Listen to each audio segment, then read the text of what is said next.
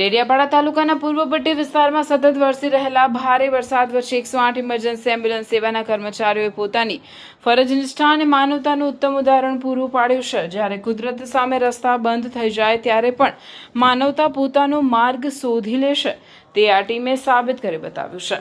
ભારે વરસાદને કારણે ગ્રામ્ય વિસ્તારોના માર્ગો બિસ્માર અને કાદવમય બની ગયા હતા। વાહન વ્યવહાર સંપૂર્ણપણે ઠપ થઈ જતા 108 એમ્બ્યુલન્સ દર્દીના ઘર સુધી પહોંચી શકે તેમ ન હતી। આવી કપરી અને કટોકટી ભરી પરિસ્થિતિમાં પણ 108ના પાયલોટ મેહુલ વસાવા અને ઈએમટી સુનિલ રાઠવાએ હિંમત હારી નહીં। દર્દીનો જીવ બચાવવો વધુ જરૂરી હોવાથી બંનેએ ગમે તે ભોગે દર્દી સુધી પહોંચવાનો મક્કમ નિર્ણય લીધો હતો। એમ્બ્યુલન્સ આગળ જઈ શકે તેમ ન હોવાથી બંને કર્મચારીઓએ તાત્કાલિક દેશી જુગાડથી ઝૂલી તૈયાર કરી હતી। દર્દીને ઝૂલીમાં બેસાડીને ધોધમાર વરસાદ અને ઘૂંટણસમા કાદવ કીચડ વચ્ચે પગપાળા લાંબો અને અત્યંત મુશ્કેલ રસ્તો પાર કર્યો હતો।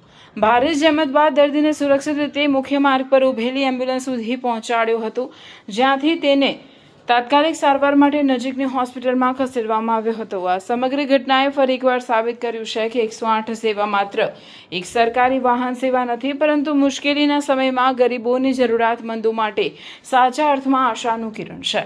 ડેડિયાપાડાની 108 ટીમની આ સમર્પિત, સાહસિક અને માનવતાવાદી કામગીરીને સ્થાનિક ગ્રામજનોએ મુક્ત કંઠે બિરદાવી હતી અને બંને કોરોના વોરિયર્સ સમાન કર્મચારીઓની પ્રશંસા કરી હતી।